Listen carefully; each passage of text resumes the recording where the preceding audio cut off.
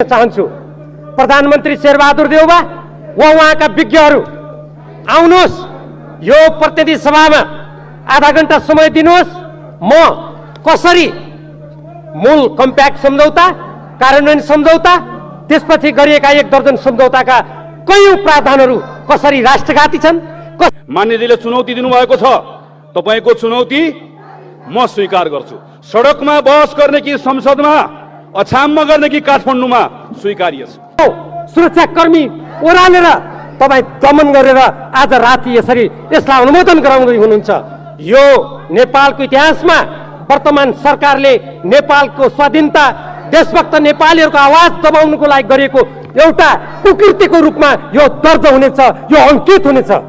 एकजना मान्यजीले यहाँ उभिएर के भन्नुभयो, यहाँ यसको सम्झौता, यसमा हस्ताक्षर गर्ने सबै गद्दार। 2073 साल 3 महिना 31 गते मान्य भीम रावल उप प्रधानमन्त्री हुनुभएको क्याबिनेटले प्रस्ताव पारित गर्छ एमसीसीबाट प्रस्तावित कम्प्याक्ट कार्यक्रम तयार गर्नका लागि 1 अरब 13 करोड लिने। त्यो दिन मान्यजीको पनि पेट दुखेको थियो।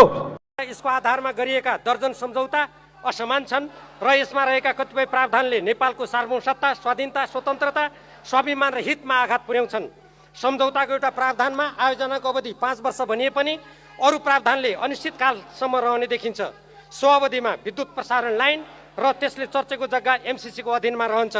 नेपालले अमेरिकाको वर्तमान र भविष्यमा बन्ने कानुन समेत मान्नुपर्नेछ र अमेरिकाको राष्ट्रिय सुरक्षा स्वार्थ अनुरूप नेपाल सरकारले काम गर्नुपर्ने अवस्था भई नेपालको संविधानमा उल्लेखित स्वतन्त्र परराष्ट्र नीति र असंलग्नतामा आघात पुग्नेछ।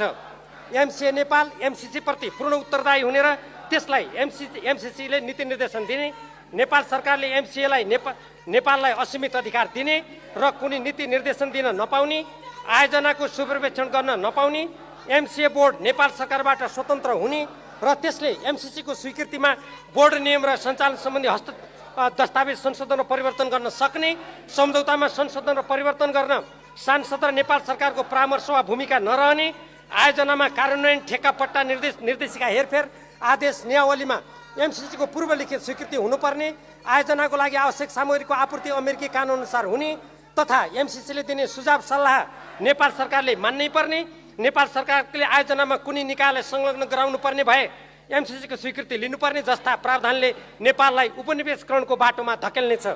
त्यस्तै नेपालले 13 करोड एमसीसीलाई अनुदानको रूपमा दिनुपर्ने, तर सबै रकमको व्यवस्थापन, नियन्त्रण र निकासा सम्बन्धी अधिकार एमसीसीमा रहने, बैंकमा रहने रकमको ब्याजमा एमसीसीको अधिकार रहने, बौद्धिक सम्पत्तिमा एमसीसीको एकलौटे अधिकार हुने, एमसीसीका सबै कर्मचारीले गर्नुपर्ने काम नगरी क्षति पुग्न गएमा पनि दायित्वबाट मुक्त हुने र तिनको कुन देशको नागरिकता हो भनी सरकारले हेर्न नपाउने, एमसीसी सन्तुष्ट हुने गरी भारतको समर्थनमा नेपालको आयोजना छनौट गर्नुपर्ने र आयोजनामा संलग्न हुने नागरिक समाज र गैर सरकारी संस्थाका प्रतिनिधिहरूको छनौट नेपाल सरकारले गर्न पाउने प्रावधानहरूले नेपालको स्वतन्त्रता, स्वाधीनता र हितमा आघात पुर्याउँछन्। राष्ट्रिय सुरक्षा रणनीति, जसमा हिन्द प्रशान्त रणनीति, अमेरिकी सुरक्षा रणनीति सम्बन्धी विभिन्न दस्तावेजहरू तथा 2 जना अमेरिकी मन्त्रीका सार्वजनिक भनाइले एमसीसी आयोजना अमेरिकी राष्ट्रिय सुरक्षा रणनीति, जसमा हिन्द प्रशान्त रणनीति पनि पर्दछ, को अङ्ग भएको, त्यसमा सामेल हुनु भनेको नेपालको स्वतन्त्र परराष्ट्र नीति र असंलग्नता परित्याग गरी अर्को देशसँग सामरिक गठजोडमा सामेल भई संविधानको नै उल्लङ्घन गरेको ठहर्छ। यसतर्फ साझेदारी सम्झौता मार्फत समेत नेपाललाई धकेलिएको छ। सन् 2003 मा एमसीसी सम्बन्धी अमेरिकी कानुन तथा एमसीसीको सहयोग प्राप्त गर्नको लागि निर्धारित योग्यतामा उल्लेखित कथित उदारवादी अर्थतन्त्र र राजनीति नेपालको संविधानको समाजवाद उन्मुख प्रणाली र सार्वजनिक, निजी र सहकारी योगदान पुर्याउने अर्थनीतिको विरुद्धमा छन्। एकातर्फ विकास अनुदानको कुरा गरिएको छ भने अर्कोतर्फ एमसीए नेपाल र विभिन्न मन्त्रालय र सरकारी निकायसँग गरिएका सम्झौतामा अमेरिकाको राष्ट्रिय सुरक्षा स्वार्थ र आर्थिक नीति विपरीत कुनै काम गर्न नपाइने प्रावधान राखेर नेपाललाई अमेरिकी सुरक्षा छातामुनि राख्ने र विदेशी कम्पनीले समानान्तर सरकार चलाउने बाटो खोलिएको छ। लैङ्गिक र सामाजिक एकीकरणको नाममा नेपाली समाजमा हस्तक्षेप गरी विदेशीको प्रभावमा राख्ने योजना तय गरिएको छ। नेपालले संसदबाट अनुमोदन गरी अनुदान लिनै पर्ने भनी एमसीसी र अमेरिकी सरकारका विभिन्न अधिकारीहरूले नेपालका राजनीतिक नेताहरूलाई प्रत्यक्ष र परोक्ष रूपमा दिएको दबाब तथा तत्त्वसँग दिएका अभिव्यक्तिबाट मैले उल्लेख गरेका तथ्यहरूको थप पुष्टि हुन्छ। मैले उल्लेख गरेका सत्य तथ्यप्रति गम्भीर ध्यान दिई नेपाल र नेपाली जनताको स्वाधीनता, स्वतन्त्रता, स्वाभिमान र हितमा समर्पित हुने भनी खाएको शपथको स्मरण गरी एमसीसँगको सम्झौता अनुमोदनका लागि पेश हुँदा त्यसको विरुद्धमा मतदान गर्न म सबै मान्य सदस्यहरूलाई सम्पूर्ण देशभक्त नेपालीहरूको तर्फबाट पुनः हार्दिक अनुरोध गर्दछु। नेपालको हित र नेपाली जनताको आवाजप्रति व्यवस्था गर्दै विदेशी दबाव सामु हस्तक्षेपका सामु लम्बसार परेर देशको स्वाधीनताका लागि उठेको आवाजलाई क्रूरतापूर्वक दमन गर्ने कार्य निन्दनीय छ। यस्तो देश र जनविरोधी दमन तत्काल बन्द गरियोस्। राष्ट्रिय सार्वभौमसत्ता, स्वाधीनता, स्वतन्त्र, स्वाभिमान र हितमा दीर्घकालीन रूपमा आघात पुर्याउने प्रावधानहरू र नेपाली जनताले देशव्यापी रूपमा उठाएको आवाजप्रति व्यवस्था गर्दै निहित सत्ता स्वार्थका लागि जबरजस्ती सम्झौता अनुमोदन गराउन खोज्ने नेपाली काङ्ग्रेसको नेतृत्वको सरकारको गैरजिम्मेवार कार्यको म भत्सना गर्दछु। सत्ता र कुर्सीका लागि राष्ट्रिय स्वाधीनता र हितलाई गौण ठान्ने सोच र व्यवहार निन्दनीय छ। सङ्कल्प प्रस्तावका र व्याख्यात्मक टिप्पणीबाट सम्झौताका राष्ट्रघाती प्रावधानहरू सच्याइने कुरा गर्नु जनतालाई ठग्नु मात्र हो। यस्तो कुरा महाकाली सन्धि अनुमोदन गर्ने बेलामा निरर्थक सङ्कल्प प्रस्ताव जस्तै हो। अत राष्ट्रिय स्वाधीनता र हितको पक्षमा सशक्त रूपमा उठ्न देशभक्त नेपालीहरूलाई हार्दिक आह्वान गर्दछु। यत्रो राष्ट्रिय स्वाधीनतासँग सम्बन्धित विषय यस्तो हल्लाको बिचमा यहाँ प्रस्तुत गर्नु भनेको देशप्रतिको गद्दारी हो, जनताप्रतिको धोका हो, नेपाल राष्ट्रको अपमान हो। यस्तो अपमान गर्ने सरकार इतिहासमा देशघाती भनेर दर्ज हुनेछ। यसमा जसले समर्थन गर्छन् तिनीहरू राष्ट्रिय गद्दार भनेर नेपालको इतिहासमा अङ्कित हुनेछन्। धन्यवाद। 63 को परिवर्तन पछाडि हामीले भारतसँग विप्पा गर्यौं, हामीले चीनसँग बिआरआई गर्यौं र हामीले बडो सचेततापूर्वक संयुक्त राज्य अमेरिकासँग एमसीसी गर्यौं। माधव कुमार नेपाल माननीय प्रधानमन्त्री हुनुभएको बेलामा 2066 सालमा प्रारम्भ गरेको, अघि यहाँ आएर बोल्नुहुने माननीय झलनाथ खनाल प्रधानमन्त्री हुँदै गर्दा उहाँको मन्त्रीमण्डलले निर्णय गरेर भरतमोहन अधिकारी उप प्रधानमन्त्रीजीलाई अमेरिका पठाएर पहिलो पटक औपचारिक रूपमा हामीले एमसीसीमा राखिदिनको लागि आग्रह गरेको। त्यस पछाडि सुशील कोइराला बाहेक, स्वर्गीय सुशील कोइराला बाहेक यो हलभित्र भएको कुनै राजनीतिक दल कोही बाँकी छैन, कुनै प्रधानमन्त्री बाँकी हुनुहुन्न। त्यति मात्र होइन, मन्त्रीमण्डलमा एकपटक नाम पल्टाएर हेरौं, तत्त बेलाको सरकारमा यहाँ अगाडि बस्ने एकजना सांसद पनि बाँकी हुनुहुन्न। अघि एकजना माननीयले यहाँ आएर बोल्नुभयो, म नाम लिन चाहन्न थिएँ तर मैले नाम लिनुपर्छ। मान्य गिरिराजमणि पोखरेलले यहाँ उभिएर यो सम्झौता राष्ट्रघाती भन्नुभयो, तर 2074 साल श्रावण 19 गतेको क्याबिनेटको एकपटक मन्त्री परिषदको उपस्थिति पल्टाएर हेरौं, त्यही मन्त्री परिषदले पारित गर्दै गर्दा मान्य गिरिराजमणि पोखरेल त्यही मन्त्री परिषदको मन्त्री हुनुहुन्थ्यो। हामी कतिसम्म झुट बोल्ने, हामीले कतिसम्म ढाँट्ने? हामी आफै पालै पिलो त्यो सरकारमा बसेर आउने राष्ट्रिय प्रजातन्त्र पार्टीको नेता कमल थापादेखि राष्ट्रिय जनमोर्चाको नेता चित्रबहादुर केसीसम्म यो संसदभित्र रहेको नेपाल मजदुर किसान पार्टी एउटा पार्टी बाहेक कुनै पार्टी छैन जो यो 10 वर्षभित्रमा यो मन्त्रीमण्डलमा नबसेको होस्, कुनै न कुनै कुरामा हस्ताक्षर नगरेको होस्। आज हामीले राष्ट्रघाती भन्दै गर्दा पहिला औँला आफैतिर फर्काउनुपर्छ। हामी आफैले बनाएको होइन, हामी आफैले लेखेको होइन, यहाँसम्म डोराएर ल्याएको होइन। त्यसैले सम्माननीय सभामुख महोदय, म आग्रह गर्न चाहन्छु, धेरै झुट नबोलौं। हामीले यहाँ आएर के भनिदिएका छौं? संविधानभन्दा माथि हुन्छ भनिदिएका छौं। यो हदसम्मको हावादारी कुरा गर्ने, नेपालको संविधानभन्दा माथि केही हुन्छ? अनि नेपालको कानुनसँग सन्धिमा भएको कुरा बाजियो भने सन्धि लागू हुन्छ भन्ने कुराको त्यस्तो सन्धि, त्यस्तो कानुन यही संसदबाट कतिवटा पारित गरिसकेका छौं। एकजना मान्यले आएर के भनिदिनु भयो? यो कानुन अनन्तकालसम्म लागू हुन्छ, यस्तो पनि हुन्छ। यहाँ बोल्दै गर्दा सुन्ने एउटा जनतालाई के लाग्छ? ए हो रहेछ, यो त अमेरिकाको कानुन अनन्तकालसम्म लाग्ने रहेछ। अहिले गएर अरुण 3 को सम्झौता पल्टाएर हेर्नुस् त, मेलम्चीको सम्झौता पल्टाएर हेर्नुस् त। सबै सम्झौताको स्ट्यान्डर्ड फर्मेट होइन यो कि एउटा सम्झौता सकिसके पछाडि केही समयको लागि केही कानुनहरू सक्रिय रहन्छन् भन्ने कुरा यो हाम्रो स्ट्यान्डर्ड प्र्याक्टिस होइन। हामीले के भन्दैका छौं? लेखा परीक्षण गर्न पाइँदैन। लेखा परीक्षण गर्न थालेको कति वर्ष भयो? अस्ति भर्खर संसदमा ठोकेर बजेट पास गरेको होइन, त्यही बजेटमा लेखा परीक्षण गरेको कुरा थिएन।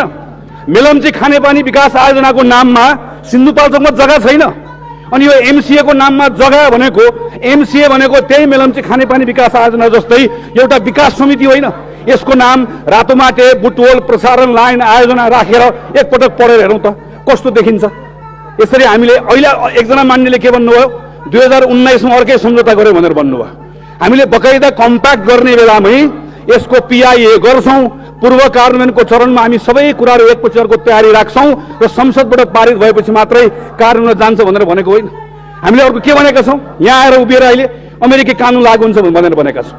संसदबाट कानुन बनाउन पाइँदैन भनेका छौँ। आज यो सम्झौता अनुमोदन गरेपछि ल आउनुहोस्, आजै संसदबाट एउटा कानुन पारित गरौँ, हाम्रो आफ्नो हितमा हुने गरिकन यो कानुन संसदबाट पारित गरेर देखाउन सक्ने यो अधिकार हाम्रो सार्वभौम संसदसँग कसैले खोसेर लान सक्छ? अमेरिकाले दिएको 60 अरब अनुदान, त्यो पैसाले मात्रै अमेरिकाको विरुद्ध कानुन बनाउन पाइँदैन है भनेर भनेको कुरा हामीले जापानसँग लिए पनि त्यही हो, चीनसँग लिए पनि त्यही हो, भारतसँग लिए पनि त्यही हो। तर बाहिर सडकमा जनताले के भन्दैका छौँ? अब अमेरिकासँग बाजिने कानुन बाबा, अमेरिकासँग बाजिने कानुन होइन, यही 60 अरब रुपियाँको अनुदानबाट मात्रै प्रसारण लाइन बनाउने कुरा। यो पनि स्ट्यान्डर्ड फर्मेट। तपाईँ जुनसुकै सम्झौता पल्टाएर हेर्नुहोस्, लोन हेर्नुहोस्, ग्रान्ट हेर्नुहोस्, हामीले सबै ठाउँमा त्यो भनेका छौँ। त्यसैले सम्मानित सभामुख महोदय, म यो सैद्धान्तिक छलफलमा योभन्दा धेरै भन्न चाहन्न। म यति मात्र आग्रह गर्न चाहन्छु, हामी सबैले सम्झौता गरेर आइसके पछाडि अहिले यत्रो सार्वजनिक बहस भएको बेलामा नागरिकको स्तरबाट केही प्रश्नहरू उठेको छ, केही संशयहरू छ। बरु हामी के भन्न सक्छौँ भने आउनुहोस् हामी सबै मिलेर यसलाई स्पष्ट पारौँ। स्पष्ट पार्ने उपाय के छ? हामीले प्रश्न सोध्यौँ, अर्थमन्त्रीजीले प्रश्न सोध्नुभयो, स्पष्टीकरण आयो। हामीले भने यतिले चित्त बुझेन। त्यसैले हामीलाई प्रचलित अन्तर्राष्ट्रिय कानुनले, नेपालको सन्धि ऐनले पनि एउटा अधिकार दिएको छ कि हामीले गरेको सन्धिमा हामीले आफ्नो बुझाइलाई, हाम्रो आफ्नो व्याख्यालाई बकाइदासँग सन्धि पारित गर्दै गर्दा घोषणा गर्न सक्छौँ। यो घोषणा आज म आग्रह गर्न चाहन्छु। म सम्माननीय सभामुख महोदय मार्फत मान्य मन्त्रीजीलाई भन्न चाहन्छु, नागरिकको स्तरबाट उठेका प्रश्नहरू कति ठिक होलान्, कति प्रश्नहरूको संशय होलान्, तर जेसुकै होस् संसदले आश्वस्त पार्नुपर्छ, सरकारले आश्वस्त पार्नुपर्छ। तपाईँले एउटा व्याख्यात्मक घोषणा सरकारको तर्फबाट बुदागत रूपमा यहाँ प्रस्तुत होस्, त्यो समेत राखेर हामी दफावार छलफल गर्छौँ, त्यसलाई पारित गरौँ। त्यो पारित गरिसके पछाडि संयुक्त राज्य अमेरिकाले मान्छ कि मान्दैन? मान्छ, मान्नुपर्छ। नमानेदेखि सन्धि अगाडि बढ्दैन। किन? हामीले यहाँबाट पारित गरिसके पछाडि हाम्रो सन्धि सँगसँगै हाम्रो संसदले पारित गरेको व्याख्यात्मक घोषणा, सकाय सम्मानित सभामुख महोदय, व्याख्यात्मक घोषणा पनि सँगसँगै जान्छ। हामीले व्याख्यात्मक घोषणामा जे मन लाग्यो त्यही कुरा लेख्यौँ भने संयुक्त राज्य अमेरिकाको एमसिसीले त्यसलाई स्वीकार गर्छ, गर्दैन? यसको अर्थ के हो?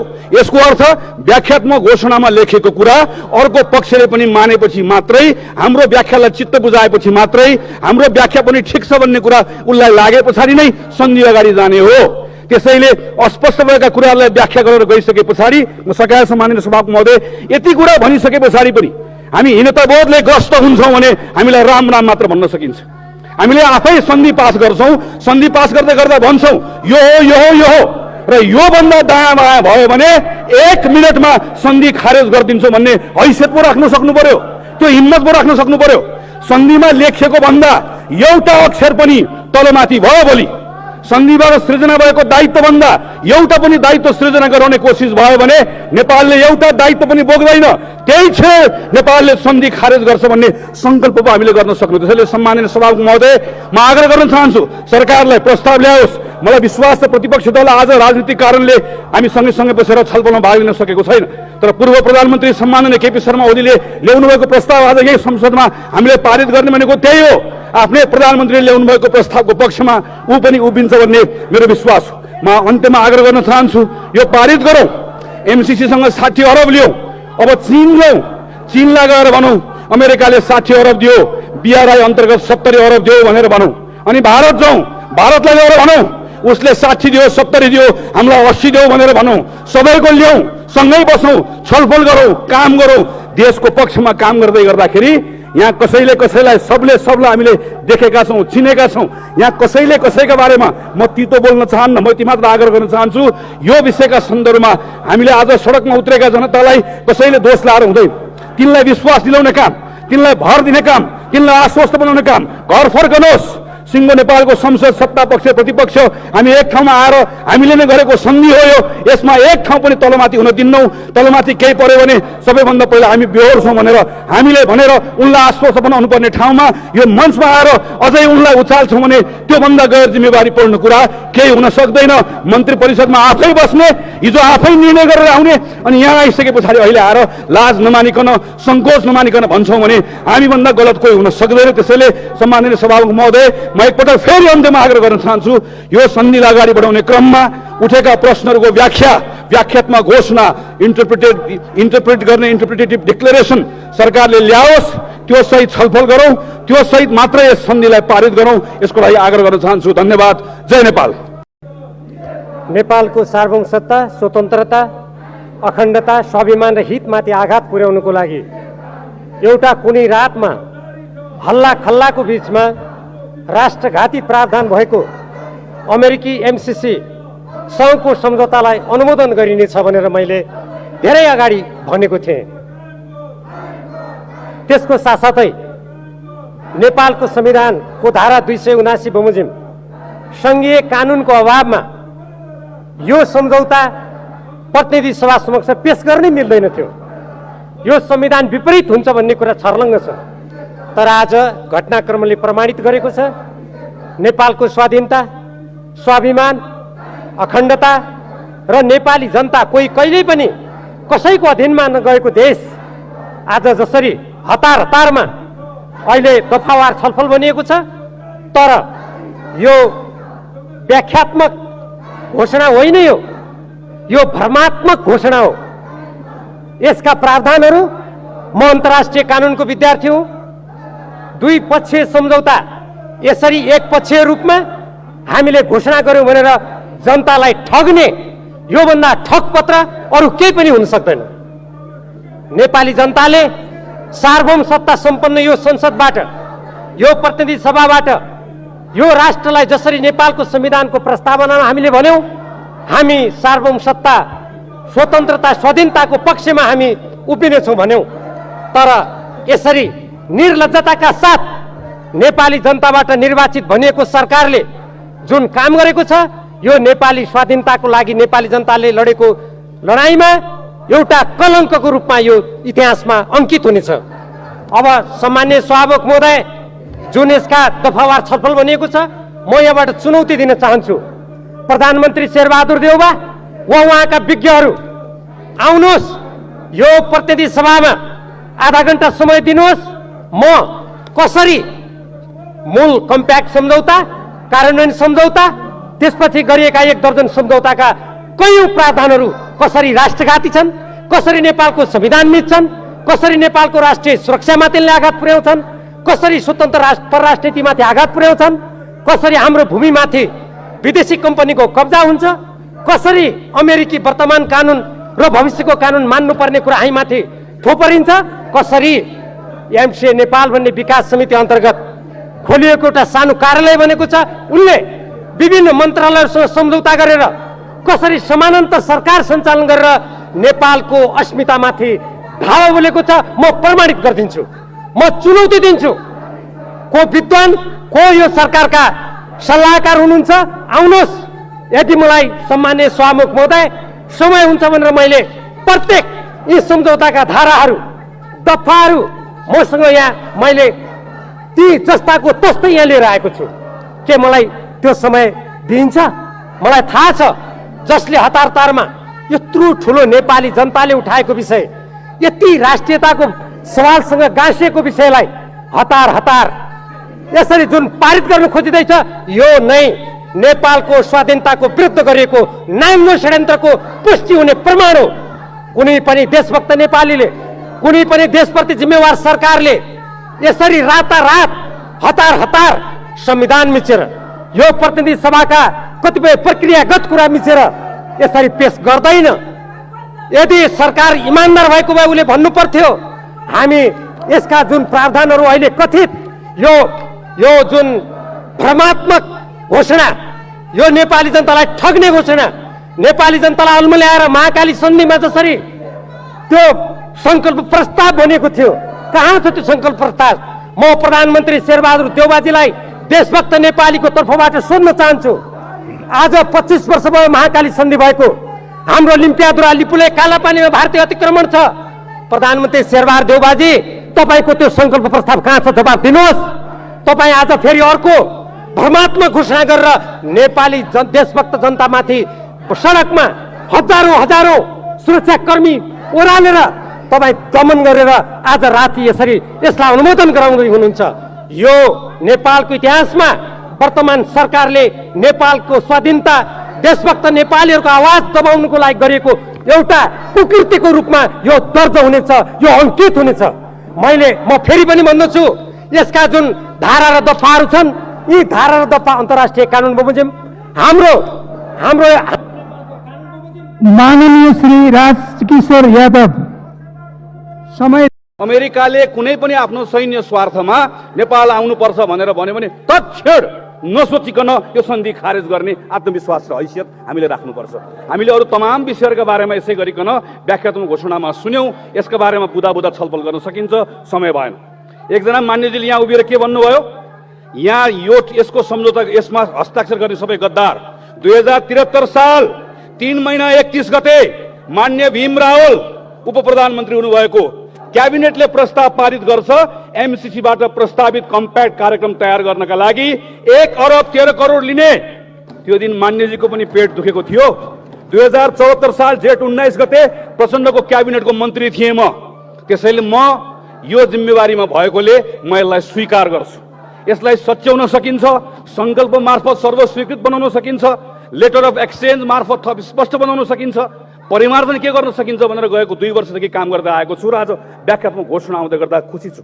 मान्यजीले चुनौती दिनुभएको छ, तपाईको चुनौती म स्वीकार गर्छु। सडकमा बहस गर्ने कि संसदमा, अछाममा गर्ने कि काठमाडौँमा, स्वीकार्य छ।